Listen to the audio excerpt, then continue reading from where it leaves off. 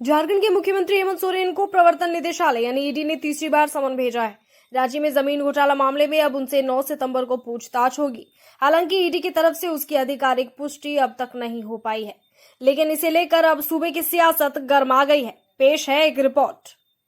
राज्य के मुख्यमंत्री हेमंत सोरेन को ईडी के द्वारा तीसरा समन भेजा गया है। हालांकि ईडी की तरफ से इसकी आधिकारिक पुष्टि नहीं हुई है। गौरतलब है कि मुख्यमंत्री को यह तीसरा समन है, जिसके माध्यम से हेमंत सोरेन को 9 सितंबर को पूछताछ के लिए बुलाया गया है। इससे पहले मुख्यमंत्री को ईडी कार्यालय 14 अगस्त को बुलाया गया था, लेकिन मुख्यमंत्री पहले समन पर उपस्थित नहीं हुए। इस दौरान उन्होंने एक पत्र ईडी के असिस्टेंट डायरेक्टर देवव्रत झा को भेजा था। वहीं इस पूरे मसले पर विपक्ष का कहना है कि मुख्यमंत्री को किस बात का डर है। साथ ही नसीहत भी दी कि मुख्यमंत्री को ईडी कार्यालय जाना चाहिए और चीजों को स्पष्ट करना चाहिए। श्री पूजन जी, मुख्यमंत्री को लगातार आप भी देख रहे होंगे बैक टू बैक ईडी के द्वारा समन भेजा गया है, तीसरा समन भेजा गया है। जो खबरें आ रही है कि सुप्रीम कोर्ट में याचिका भी दायर हुई है, क्या लगता है कि तीसरा समन मुख्यमंत्री हेमंत सोरेन को? देखिए, निश्चित तौर पर कानून अपना काम कर रहा है और कहीं भी कोई भी संवैधानिक संस्था है, आखिर आज माननीय मुख्यमंत्री जी को भी क्यों लगता है कि हम कोर्ट जाएंगे तो हमें कुछ राहत मिलेगा या मुझे मेरे पक्ष में फैसला आएगा। वो भी अंत में कहाँ भरोसा कर रहे हैं? एक संवैधानिक संस्था पर।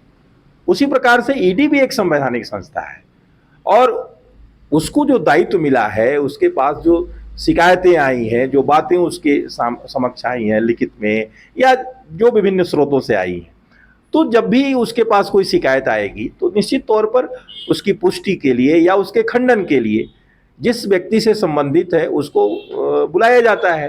मुख्यमंत्री ये कह रहे हैं कि बार बार परेशान किया जाता है। नहीं, इसमें देखिए, किसी के ऊपर भी आरोप लगेगा, इसमें कौन सी परेशानी है? आपको तो और माने बुलाया, आप रांची में उसका ऑफिस है और रांची में आप रहते हैं, आप जा करके साहब उसके ये पर आप तुरंत जवाब दे दीजिए। आपके पास पूरा तंत्र है, आप यहाँ के सर्वोच्च पद पर बैठे हैं, माननीय मुख्यमंत्री हैं, इतना बड़ा तंत्र है आपके पास, आप तो साहब तुरंत जवाब तैयार कीजिए और जा करके उसके ऑफिस में पटक दीजिए। आपको लग रहा है कि मुख्यमंत्री भाग रहे हैं ईडी की कार्रवाई से? नहीं, हमको नहीं, पूरे जनता को लग रहा है। मुख्यमंत्री जी को अब तीसरी बार समन आया है तो आप पहली बार में नहीं गए, उसमें मान लीजिए 15 अगस्त की बात है या जो भी उनके तथ्य हैं, मैं समझता हूं उसके पहले आप बयान दे रहे हैं कि नहीं मैं नहीं जाऊंगा, मैं कोर्ट से इसको देखूंगा, तो ये सारे बयान वो खुद जनता के बीच में उलझा करके और जनता के बीच में यह मानने को बाध्य कर रहे हैं कि हम ईडी से भाग रहे हैं। यह मैं विपक्ष के नाते नहीं कह रहा हूं, ये जनता के बीच में वो स्वयं संदेश दे रहे हैं कि हम भाग रहे हैं। अब उसके कारण गलतफहमियां फैल रही हैं, तो उसको तो क्लियर करने के लिए उनको तुरंत चल जाना चाहिए और जो जो प्रश्न है उसमें जब कहीं वो फंस नहीं रहे हैं। कोर्ट में होगी? नहीं, कोर्ट में होगी या ईडी में होगी, ये तो ईडी और कोर्ट जाने और माननीय मुख्यमंत्री जी जाने या जिसके ऊपर आरोप लगा है वो जाने। लेकिन मैं ये कह रहा हूं कि जिस प्रकार से माननीय मुख्यमंत्री जी को भी कोर्ट पर भरोसा हुआ, क्योंकि कोर्ट एक संवैधानिक संस्था है, उसी प्रकार से ईडी भी एक संवैधानिक संस्था है, तो वहां भी उनको चल जाना चाहिए और वहां जो पूछताछ होती हो वो उसको बता देना चाहिए। तो उसमें कौन सी दिक्कत है? आप अगर कहीं से कुछ गलत आपने नहीं किया है तो आप बताएं, बता करके आप उससे बरी हो जाएं, उसमें कौन सी दिक्कत है? बता दें, मुख्यमंत्री हेमंत सोरेन इस वक्त मुंबई में हैं। हेमंत सोरेन इंडिया की बैठक में शामिल होने के लिए गुरुवार की शाम मुंबई पहुंचे थे। उनके साथ उनकी पत्नी कल्पना सोरेन भी है। इस बैठक में विपक्ष के कई दिग्गज भी शामिल हैं। सूचना है कि ईडी की ओर से सुप्रीम कोर्ट में कैविएट फाइल की गई है। हालांकि अभी सुनवाई की तारीख तय नहीं हुई है। सीएम हेमंत सोरेन ने जो याचिका सुप्रीम कोर्ट में दाखिल की है, उसमें उन्होंने न्याय एवं कानून मंत्रालय और ईडी निदेशालय को प्रतिवादी बनाया है। जमीन घोटाला मामले में जांच कर रही ईडी पर आरोप लगाते हुए सीएम हेमंत सोरेन कह चुके हैं कि ईडी केंद्र सरकार के इशारे पर काम कर रही है और लोकतांत्रिक रूप से चुनी हुई सरकार को अस्थिर करने की कोशिश कर रही है।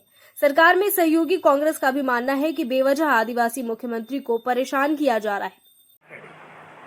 देखिए, भारतीय जनता पार्टी जब राजनीतिक तौर से मुकाबला नहीं कर पा रही है तो विपक्षी नेताओं को टारगेट करके ईडी, सीबीआई, इनकम टैक्स के से डरा रहे हैं और इससे लोग डरने वाले नहीं हैं। मुख्यमंत्री हेमंत सोरेन जी की लोकप्रियता को देखकर, उनके कामों को देखकर जिस तरह से उन्होंने सरकार को जनता के द्वार भेज दिया और जनता की समस्याओं को जाकर वहाँ के ऑफिसरों ने सुना और उसका समाधान किया, इन सब सारी चीज़ों को लेकर के भारतीय जनता पार्टी बेचैन है, परेशान है। और इसी तरह से गैर भाजपा शासित राज्यों में काम चल रहा है, कांग्रेस की जहाँ पे भी हुकूमत है स्टेट में, वो सारे लोग बहुत अच्छा काम कर रहे हैं। उन कामों को देख करके भारतीय जनता पार्टी परेशान है। और माननीय मुख्यमंत्री हेमंत सोरेन जी ने कोर्ट में अपनी बातों को रखा है और कोर्ट जो निर्णय देगा, जो कानूनी दांव पेच इन लोग खेल रहे हैं, उन सब सारी चीज़ों को देखते हुए माननीय मुख्यमंत्री जी ने भी कोर्ट में अपनी बातों को रखा है। अगर ऐसी ज़रूरत पड़ेगी तो बेशक वो जाकर के अपनी बातों को रखेंगे, लेकिन बार बार बुलाना ये कहीं ना कहीं आदिवासी मुख्यमंत्री जो यहाँ पे एक हैं, उनको भारतीय जनता पार्टी पचा नहीं पा रही है, जिसकी वजह से इनको बार बार ह्यूमिलिएट करने के लिए नोटिस दिया जा रहा है, सम्मान दिया जा रहा है। कहीं कुछ भी नहीं है। राजनीतिक तौर पे भारतीय जनता पार्टी फेलियर है, जिसकी वजह से लोगों को परेशान कर रही है। ठीक। ईडी और मुख्यमंत्री के बीच रस्साकशी ने सूबे की सियासत में हलचल तो जरूर पैदा कर दी है।